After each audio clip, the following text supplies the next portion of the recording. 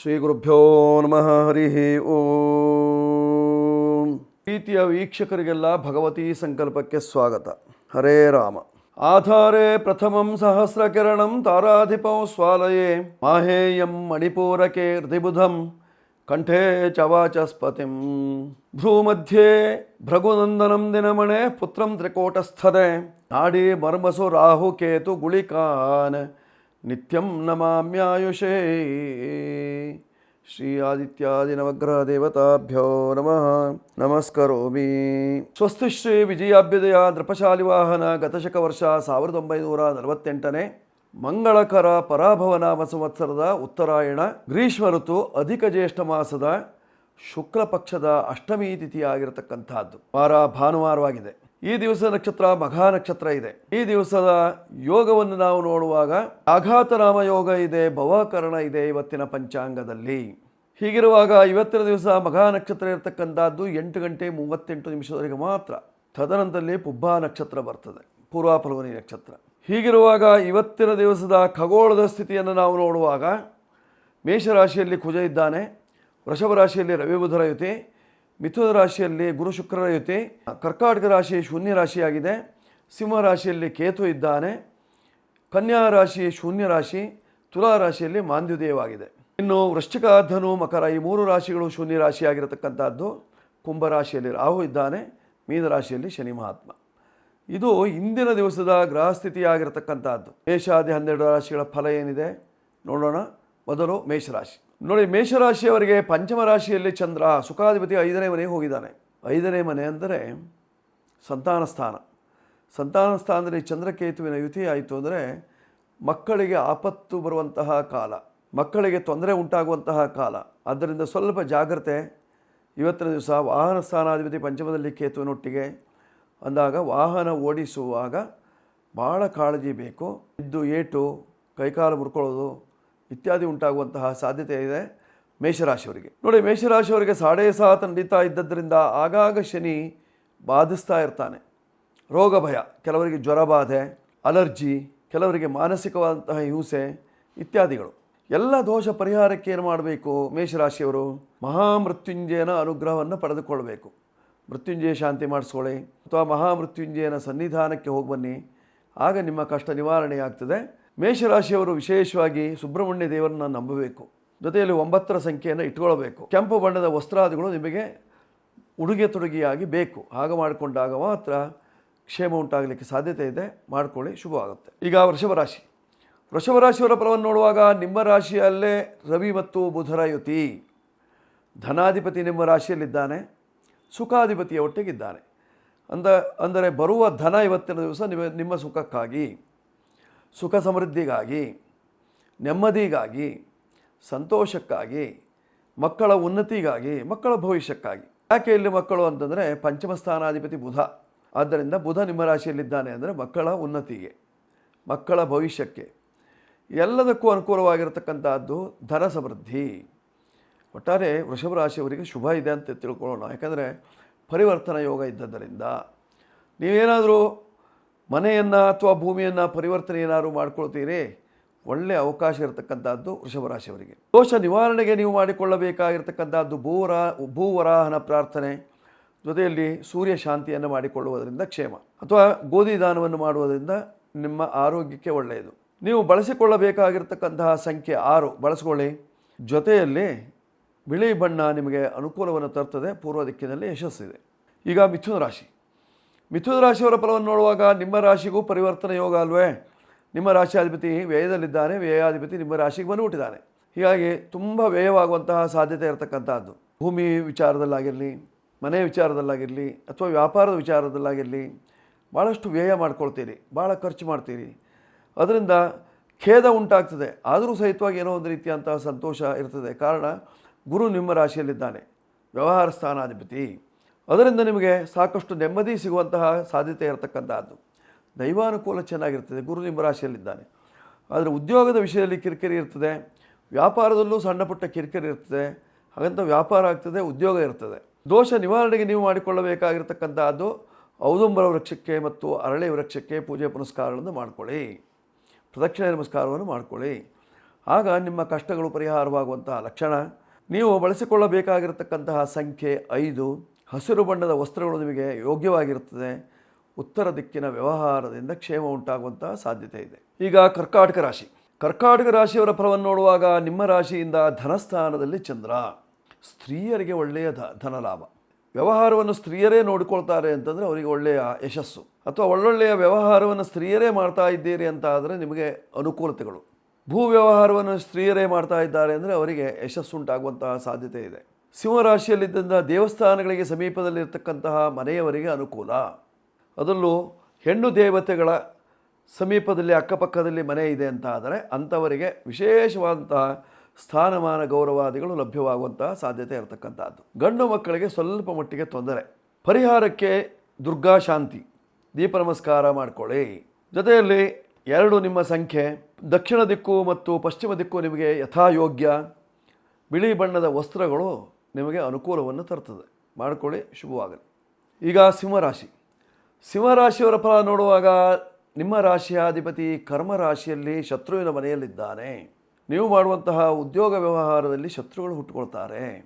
ಹಾಗಂತ ಉದ್ಯೋಗ ನಡೀತದೆ, ಕಿರಿಕಿರಿ, ಸಮಾಧಾನ ಇರೋದಿಲ್ಲ. ಶತ್ರುಗಳು ಎದುರುಗಡೆ ಬಂದು ಕೂತ್ಕೊಂಡ್ರೆ ಏನು ಮಾಡ್ತೀರಿ? ಅಥವಾ ಬಂದು ಕೂತ್ಕೊಂಡು ಏನೇನೋ ಮಾತಾಡ್ತಾ ಇರ್ತಾರೆ, ನಿಮ್ಮ ಬಗ್ಗೆ ನೆಗೆಟಿವ್ ಏನಾದ್ರು ಹೇಳ್ತಾ ಇರ್ತಾರೆ. ಅದರಿಂದ ನಿಮಗೊಂದು ರೀತಿಯಂತಹ ಅಲವರಿಕೆ ಉಂಟಾಗುವಂತಹ ಸಾಧ್ಯತೆಗಳು. ಅಲ್ಲಿ ಕೂತ್ಕೊಳ್ಳಿಕ್ಕೂ ಆಗಲ್ಲ, ಎದ್ದೇಳಲಿಕ್ಕೂ ಆಗಲ್ಲ, ಕೆಲಸ ಮಾಡಲಿಕ್ಕೂ ಆಗಲ್ಲ. ಈ ರೀತಿಯಲ್ಲಿ ಆಗುವಂತಹ ಸಾಧ್ಯತೆ ಇವತ್ತಿನ ದಿವಸ. ನೋಡಿ, ಸಿಂಹರಾಶಿಯವರಿಗೆ ವಿಶೇಷವಾಗಿ ಲಾಭಾಧಿಪತಿಯ ಜೊತೆಯಲ್ಲಿದ್ದರಿಂದ ಒಳ್ಳೆಯ ಲಾಭ ಇದೆ. ಹಣಕಾಸಿನ ವಿಚಾರದಲ್ಲಿ ತೊಂದರೆ ಇಲ್ಲ. ಪುಸ್ತಕ ವ್ಯಾಪಾರಿಗಳಿಗೆ ಅನುಕೂಲ ಉಂಟಾಗ್ತದೆ. ವಿದ್ಯಾಕ್ಷೇತ್ರದಲ್ಲಿರ್ತಕ್ಕಂಥವರಿಗೆ ಒಳ್ಳೆಯ ವಿದ್ಯಾಲಾಭ, ಧನಲಾಭ, ಕೀರ್ತಿ ಲಾಭ ಎಲ್ಲವೂ ಉಂಟಾಗುವಂತಹ ಸಾಧ್ಯತೆ ಇರತಕ್ಕಂಥದ್ದು ಸಿಂಹರಾಶಿಯವರಿಗೆ. ಪರಿಹಾರಕ್ಕೆ ನೀವು ಮಾಡಿಕೊಳ್ಳಬೇಕಾಗಿರ್ತಕ್ಕಂಥದ್ದೇನು? ಆದಿತ್ಯದೇ ಪಾರಾಯಣ, ಸೂರ್ಯ ಮಂತ್ರ ಜಪ ಇತ್ಯಾದಿಗಳನ್ನು ಮಾಡಿಕೊಳ್ಳುವುದರಿಂದ ನಿಮಗೆ ಅನುಕೂಲ ಉಂಟಾಗುವಂತಹ ಸಾಧ್ಯತೆ. ಅಥವಾ ಶಿವನಿಗೆ ರುದ್ರಾಭಿಷೇಕವನ್ನು ಮಾಡಿಸಿ, ಆಗ ಕಷ್ಟ ಎಲ್ಲ ದೂರ ಆಗ್ತದೆ. 1 ನಿಮ್ಮ ಸಂಖ್ಯೆ ಬಳಸ್ಕೊಳ್ಳಿ. ನೀವು ಕೆಂಪು ಬಣ್ಣದ ಅಥವಾ ಕೆಂಬಣ್ಣದ ಯಾವುದೇ ರೇಖೆ ಇರಲಿ, ಚುಕ್ಕೆ ಇರಲಿ, ಚಿತ್ರ ಇರಲಿ, ಯಾವುದನ್ನಾರು ಧರಿಸುವುದರಿಂದ ನಿಮಗೆ ಅನುಕೂಲ ಉಂಟಾಗ್ತದೆ. ಜೊತೆಯಲ್ಲಿ ಪೂರ್ವ ದಿಕ್ಕು ಅಥವಾ ದಕ್ಷಿಣ ದಿಕ್ಕಿನಲ್ಲಿ ನಿಮ್ಮ ವ್ಯವಹಾರ ಮಾಡಿಕೊಳ್ಳಿ, ಶುಭವಾಗುತ್ತೆ. ಈಗ ಕನ್ಯಾ ರಾಶಿ. ಕನ್ಯಾ ರಾಶಿಯವರ ಫಲವನ್ನು ನೋಡುವಾಗ 7ನೇ ಮನೆಯಲ್ಲಿ ಶನಿ ಮಹಾತ್ಮ ನಿಂತು ನೋಡ್ತಾ ಇದ್ದಾನೆ. ಕರ್ಮ ರಾಶಿಯಲ್ಲಿ ಗುರು ಶುಕ್ರರು ಇದ್ದಾರೆ. ಕರ್ಮ ರಾಶಿಯಲ್ಲಿ ಗುರು ಶುಕ್ರ ಇದ್ದಾಗ ಯೋಗ ಇರ್ತದೆ, ಅಮಲಾಯೋಗ. ಆ ಅಮಲಾಯೋಗದ ಬಲದಿಂದ ಧನ, ಕನಕ, ವಸ್ತು, ವಾಹನಾದಿಯನ್ನು ಸಮೃದ್ಧಿಯಾಗಿ ಪಡೆಯುವಂತಹ ಸಾಧ್ಯತೆ. ಆದರೆ 7ನೇ ಮನೆಯಲ್ಲಿ ವ್ಯವಹಾರ ಸ್ಥಾನದಲ್ಲಿ ಶನಿ ಇದ್ದರಿಂದ ವ್ಯಾಪಾರ ವ್ಯವಹಾರ ಕುಂಠಿತ ಆಗುವಂತಹ ಲಕ್ಷಣಗಳು. ಮಾತಾಡಿಸ್ತಾರೆ, ಮತ್ತೆ ತಿರುಗಿ ನೋಡೋದಿಲ್ಲ. ನಿಮ್ಮ ಅಂಗಡಿಗೆ ಬರ್ತಾರೆ, ಅದೋ ಇದೋ ಸಾಮಗ್ರಿಗಳನ್ನೆಲ್ಲ ಆರಿಸಿಟ್ಕೊಳ್ತಾರೆ. ಈಗ ಬಂದೆ ಅಂತ ಹೋದವರು ಮತ್ತೆ ಪತ್ತೆ ಇಲ್ಲ. ಈ ರೀತಿಯಲ್ಲಿ ಆಗುವಂತಹ ಸಾಧ್ಯತೆ ಇರತಕ್ಕಂಥದ್ದು. ಕೈಗೆ ಬಂದ ತುತ್ತು ಬಾಯಿಗಿಲ್ಲ, ಈ ರೀತಿಯಲ್ಲಿ ಆಗ್ತದೆ. ಭಾಳ ಬೇಸರ ಪಡ್ತೀರಿ, ದುಕಾನಿಗೆ ಹೋಗಲಿಕ್ಕೆ ಮನಸ್ಸು ಬರೋದಿಲ್ಲ. ಈ ರೀತಿಯಲ್ಲಿ ಆಗುವಂಥದ್ದಿದೆ. ಪರಿಹಾರಕ್ಕೆ ನೀವು ಶನಿ ಶಾಂತಿಯನ್ನು ಮಾಡಿಕೊಳ್ಳಿ, ಎಳ್ಳು ದಾನ ಮಾಡಿಕೊಳ್ಳಿ. ಆಗ ನಿಮ್ಮ ಕಷ್ಟ ನಿವಾರಣೆಯಾಗಿ ಸುಖ ನೆಮ್ಮದಿ ಉಂಟಾಗುವಂತಹ ಸಾಧ್ಯತೆ ಇರತಕ್ಕಂಥದ್ದು. ಇದರಿಂದ ನಿಮಗೆ ಕ್ಷೇಮ ಉಂಟಾಗ್ತದೆ, ಮಾಡಿಕೊಳ್ಳಿ. ಈಗ ತುಲಾರಾಶಿ. ತುಲಾರಾಶಿಯವರ ಫಲವನ್ನು ನೋಡುವಾಗ ಭಾಗ್ಯ ರಾಶಿಯಲ್ಲಿ ಗುರು ಮತ್ತು ಶುಕ್ರರು ನಿಮ್ಮ ರಾಶಿಯಾಧಿಪತಿ ಭಾಗ್ಯದಲ್ಲಿದ್ದಾರೆ. ಆದ್ದರಿಂದ ಭಾಗ್ಯ ವೃದ್ಧಿಯಾಗುವಂತಹ ಲಕ್ಷಣ. ತಂದೆಯಿಂದ ಅಥವಾ ತಂದೆಯ ಕುಟುಂಬದವರಿಂದ ನಿಮಗೆ ಭಾಗ್ಯ ವೃದ್ಧಿಯಾಗುವಂತಹ ಲಕ್ಷಣಗಳು. ಭೂಮಿ, ಮನೆ ಇತ್ಯಾದಿಗಳು ಡಿವೈಡ್ ಆಗಬೇಕಂತಹ ಸಂದರ್ಭ ಮಾಡಿಕೊಳ್ತೀರಿ. ಕಾರಣ ಯಾಕೆಂದರೆ ಶುಕ್ರ ಮತ್ತು ಗುರುವಿನ ಯುತಿ ಇದೆ, ಶತ್ರುಗಳಾಗ್ಬಿಟ್ಟಿದ್ದಾರೆ. ಆದ್ದರಿಂದ ಮನೆಯಲ್ಲಿ ಕುಟುಂಬದಲ್ಲಿ ಶತ್ರುತ್ವ ಬೆಳೆಯುವುದಕ್ಕಿಂತಲೂ ಮುಂಚಿತವಾಗಿ ವ್ಯವಹಾರವನ್ನು ಮುಗಿಸಿಕೊಳ್ಳೋದು ಭಾಳ ಒಳ್ಳೆಯದು. ಮಾಡಿಕೊಳ್ಳಿ, ಅದರಿಂದ ಅನುಕೂಲ ಉಂಟಾಗ್ತದೆ, ಶುಭ ತರುವಂತಹ ಸಾಧ್ಯತೆ ಇರತಕ್ಕಂಥದ್ದು. ವೈಯಕ್ತಿಕವಾಗಿ ಹಲವಾರು ಸಮಸ್ಯೆಗಳು ತುಲಾರಾಶಿಯವರಿಗೆ. ಪರಿಹಾರಕ್ಕೆ ಮಾಡಿಕೊಳ್ಳಬೇಕಾಗಿರ್ತಕ್ಕಂಥದ್ದು ಪಂಚಮದ ರಾಹುವಿಗೆ ಪರಿಹಾರ ಬೇಕು. 7ನೇ ಮನೆಯಲ್ಲಿ ಇದ್ದಂತಹ ಕುಜನ ದೃಷ್ಟಿ ಇದ್ದರಿಂದ ಕುಜನಿಗೆ ಪರಿಹಾರ ಬೇಕು.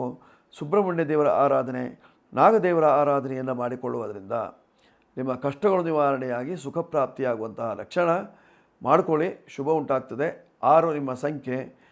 ಬಿಳಿ ಬಣ್ಣದ ವಸ್ತ್ರಗಳು ನಿಮಗೆ ಅನುಕೂಲವನ್ನು ತರ್ತದೆ. ಉತ್ತರ ದಿಕ್ಕಿನಲ್ಲಿ ವ್ಯವಹಾರವನ್ನು ಇಟ್ಟುಕೊಳ್ಳಿ, ಶುಭವಾಗುತ್ತೆ. ತುಲಾರಾಶಿಯವರು. ಈಗ ವೃಶ್ಚಿಕ ರಾಶಿ. ನೋಡಿ, ವೃಶ್ಚಿಕ ರಾಶಿಯವರ ಫಲವನ್ನು ನೋಡುವಾಗ ನಿಮ್ಮ ರಾಶಿಯಾಧಿಪತಿ ಸ್ವಕ್ಷೇತ್ರದಲ್ಲಿದ್ದರೂ 6ನೇ ಮನೆಯಲ್ಲಿದ್ದಾನೆ.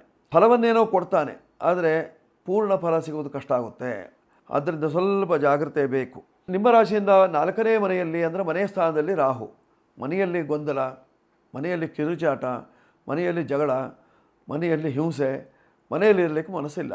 ಈ ರೀತಿಯಲ್ಲಾಗುವಂತಹ ಸಾಧ್ಯತೆಗಳು 4ರ ರಾಹು ಇದ್ದದರಿಂದ. ಮನೆಯ ಸ್ಥಾನಾಧಿಪತಿ ಪಂಚಮ ಸ್ಥಾನದಲ್ಲಿದ್ದರಿಂದ ಮಕ್ಕಳನ್ನು ಚೆನ್ನಾಗಿ ನೋಡ್ಕೊಳ್ಬೇಕು. ಮಕ್ಕಳನ್ನು ದಾರಿ ತಪ್ಪದ ಹಾಗೆ ನೋಡ್ಕೊಳ್ಳಿ, ಅದರಿಂದ ನಿಮಗೇನಾದರೂ ಅನುಕೂಲ ಉಂಟಾಗುವಂತಹ ಸಾಧ್ಯತೆ ಇದೆ. ಪರಿಹಾರಕ್ಕಾಗಿ ನೀವು ಮಾಡಿಕೊಳ್ಳಬೇಕಾಗಿರ್ತಕ್ಕಂಥದ್ದು ಶನಿ ಶಾಂತಿ ಮಾಡಿಕೊಳ್ಳಿ, ಆಗ ನಿಮ್ಮ ಕಷ್ಟ ನಿವಾರಣೆಯಾಗಿ ಸುಖ ನೆಮ್ಮದಿ ಕಾಣುವಂತಹ ಒಂದು ಸುಯೋಗ. ನೀವು ಬಳಸಿಕೊಳ್ಳಬೇಕಾಗಿರ್ತಕ್ಕಂತಹ ಸಂಖ್ಯೆ 9, ಬಳಸಿಕೊಳ್ಳುವುದರಿಂದ ಕ್ಷೇಮ, ಉತ್ತರ ದಿಕ್ಕಿನ ವ್ಯವಹಾರದಿಂದ ಆರೋಗ್ಯಕ್ಕೆ ಒಳ್ಳೆಯದು, ಸುಬ್ರಹ್ಮಣ್ಯ ದೇವರ ಅನುಗ್ರಹದಿಂದ ಎಲ್ಲ ಕಷ್ಟ ನಿವಾರಣೆ. ಈಗ ಧನುರಾಶಿ. ಧನುರಾಶಿಯವರ ಫಲವನ್ನು ನೋಡುವಾಗ ಸಪ್ತಮದಲ್ಲಿ ಶುಭಗ್ರಹಗಳು. 7ನೇ ಮನೆಯಲ್ಲಿ ಶುಭಗ್ರಹಗಳಿದ್ದಾಗ ಸಾಧಾರಣವಾಗಿ ಗಂಡನಿಗೂ ಒಳ್ಳೆಯದು, ಹೆಂಡತಿಗೂ ಒಳ್ಳೆಯದು. ಆದರೆ 7ನೇ ಮನೆಯಲ್ಲಿ ಶುಭಗ್ರಹಗಳು ಸಹಿತವಾಗಿ ಶತ್ರುಗಳಾಗಿದ್ದಾಗ ಒಳ್ಳೆಯ ಮಾತನ್ನಾಡಿ ಕೆಡುಕುಂಟಾಗುವಂತಹ ಸಾಧ್ಯತೆ ಇರತಕ್ಕಂತಹದ್ದು. ನೀವೇನೋ ಒಳ್ಳೆಯ ಮಾತು ಹೇಳ್ತೀನಿ, ಆದರೆ ಅವರು ತಪ್ಪಾಗಿ ತಿಳ್ಕೊಂಡ್ರೆ, ನಿಮ್ಮ ಒಳ್ಳೆಯ ಮಾತಿನಿಂದ ಅವರಿಗೇನಾದರೂ ತಪ್ಪು ಅಂತ ಕಂಡ್ರೆ, ಆದ್ದರಿಂದ ತಪ್ಪಾಗಿ ಆಗುವ ಸಾಧ್ಯತೆ ಇರತಕ್ಕಂತಹದ್ದು ಶತ್ರುಗಳ ದೃಷ್ಟಿ.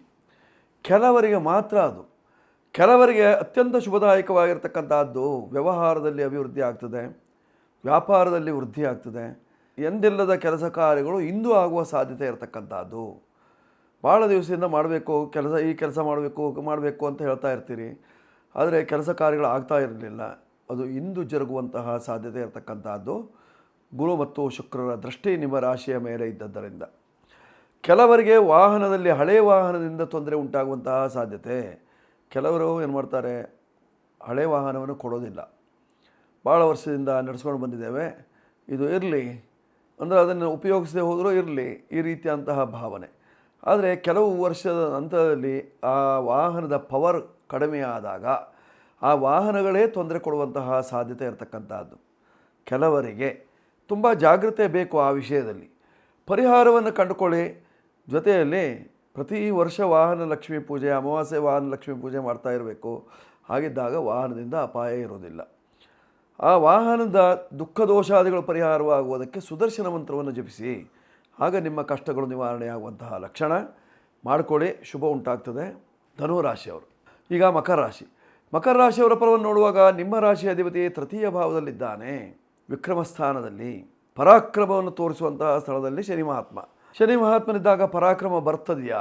ಅವನು ಬಂದ ಅಲ್ವಾ, ಆದ್ದರಿಂದ ಪರಾಕ್ರಮ ಏನೇ ಇದ್ದರೂ ಸಹಿತವಾಗಿ ಉಡುಗಿ ಹೋಗುವಂತಹ ಸಾಧ್ಯತೆ ಇರತಕ್ಕಂಥದ್ದು.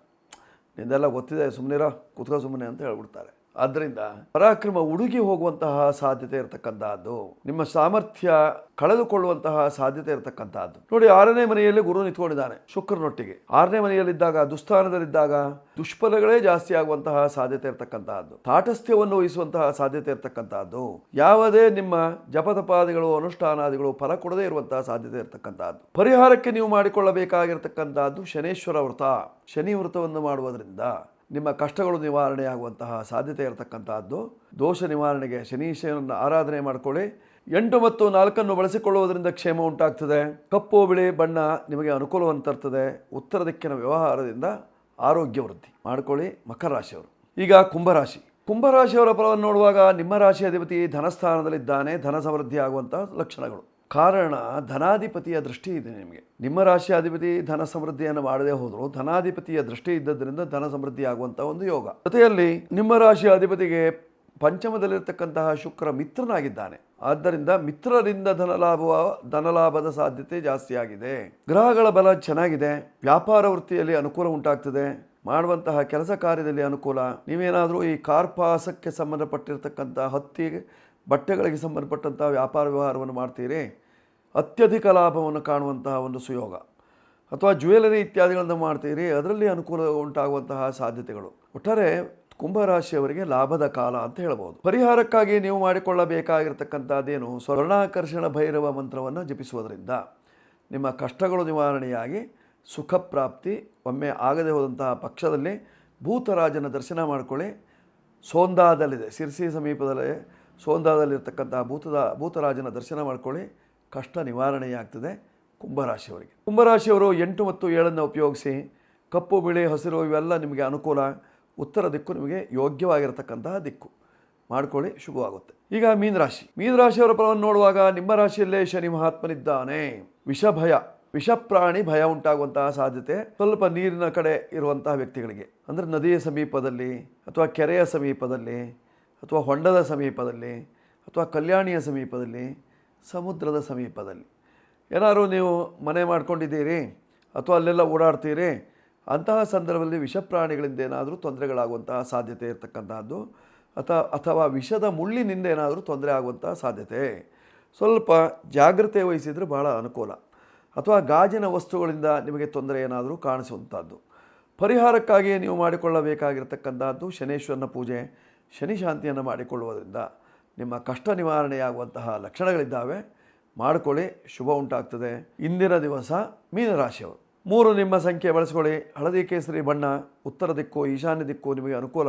ಎಲ್ಲವನ್ನು ಬಳಸ್ಕೊಳ್ಳಿ, ಶುಭವಾಗುತ್ತೆ ಮೀನರಾಶಿಯವರು. ಒಟ್ಟಾರೆ 12 ರಾಶಿಯವರು ಇವತ್ತಿನ ದಿವಸ ಭಾನುವಾರವಾದ್ದರಿಂದ ವಿಶೇಷವಾಗಿ ಗಣಪತಿ ಉಪಾಸನೆಯನ್ನು ಮಾಡಿದರೆ ನಿಮಗೆ ಅನುಕೂಲ ಉಂಟಾಗ್ತದೆ. ಸೂರ್ಯಗ್ರಹೇ ಮಹಾನದ್ಯಾಂ ಪ್ರತಿಮಾ ಸನ್ನಿಧೌ ವಾ ಜಪ್ತ್ವಾ ಸಿದ್ಧಮಂತ್ರೋ ಭವತಿ. ಮಹಾನದಿಯಲ್ಲಿ, ನದಿಗಳಲ್ಲಿ ಸ್ನಾನವನ್ನು ಮಾಡಿ ಗಣಪತಿಯ ಸನ್ನಿಧಾನದಲ್ಲಿ ನೀವು ಇವತ್ತಿನ ದಿವಸ ಉಪನಿಷತ್ ಪಾರಾಯಣ ಇತ್ಯಾದಿಗಳನ್ನು ಮಾಡಿದಾಗ ಮಂತ್ರಸಿದ್ಧಿಯಾಗ್ತದೆ. ಮಾಡಿಕೊಳ್ಳಿ, ಶುಭ ಉಂಟಾಗ್ತದೆ. 12 ರಾಶಿಯವರು ಶುಭವಾಗಲಿ. ಆತ್ಮೀಯರೇ, ಷಷ್ಠಿ ಪೂರ್ತಿ ಶಾಂತಿಯ ಬಗ್ಗೆ ತಾವು ಕೇಳ್ತಾ ಇದ್ದೀರಿ. 60ನೇ ವರ್ಷ, 70ನೇ ವರ್ಷ, 80ನೇ ವರ್ಷ, 82ನೇ ವರ್ಷ, 100ನೇ ವರ್ಷ ಇದೆಲ್ಲದಕ್ಕೂ ಶಾಂತಿಯನ್ನು ಹೇಳಿದ್ದಾರೆ ಶಾಸ್ತ್ರಜ್ಞರು. ಆ ಶಾಂತಿಯನ್ನು ಮಾಡಿಸಿಕೊಂಡಾಗ ಮುಂಬರುವಂತಹ ಆಪತ್ತಿನಿಂದ ಪಾರಾಗಲಿಕ್ಕೆ ಸಾಧ್ಯತೆ ಇದೆ ಹೇಳುವಂತಹದ್ದನ್ನು ಸೂಚಿಸಿದ್ದಾರೆ. ಹಿಂದಿನಿಂದ ಅನೂಚಾನವಾಗಿ ಸಾಕಷ್ಟು ಜನರು ಇದನ್ನು ಮಾಡ್ಕೊಂಡು ಬಂದಿದ್ದಾರೆ. ಈ ಶಾಂತಿಯನ್ನು ನೀವು ಸಹಿತವಾಗಿ ಮಾಡಿಸಿಕೊಳ್ಳಬೇಕುವಂತಹ ಸದಿಚ್ಛೆ ಇದ್ದಲ್ಲಿ ನಮ್ಮನ್ನು ಸಂಪರ್ಕ ಮಾಡ್ಬೋದು. ಜುಲೈ 5ನೇ ತಾರೀಕಿನಂದು ಕಾಡುಗೆರೆಯ ಮಹಾಮೃತ್ಯುಂಜಯ ಸನ್ನಿಧಾನದಲ್ಲಿ ವಿಶೇಷವಾದಂತಹ ಷಷ್ಠಿಪೂರ್ತಿ ಶಾಂತಿ, ಈಗ ನಾನು ಹೇಳಿದಂತಹ 70-80 ವರ್ಷದ ಶಾಂತಿ ಎಲ್ಲವೂ ಜರುಗ್ತದೆ. ತಾವು ಅವಶ್ಯವಾಗಿ ಬರ್ಬೋದು. ಮೃತ್ಯುಂಜಯನ ಕೃಪೆಗೆ ಪಾತ್ರರಾಗ್ಬೋದು. ಶುಭಮಸ್ತು, ಒಳ್ಳೆಯದಾಗಲಿ. ಈ ಸಂಚಿಕೆ ನಿಮಗೆ ಇಷ್ಟವಾಗಿದ್ದಲ್ಲಿ ಸಬ್ಸ್ಕ್ರೈಬ್ ಮಾಡಿ, ಬೆಲ್ ಬಟನ್ ಒತ್ತಿ, ಲೈಕ್ ಕೊಡಿ, ನಂಬರನ್ನು ಉಪಯೋಗಿಸ್ಕೊಳ್ಳಿ. ನಮಸ್ಕಾರಗಳು.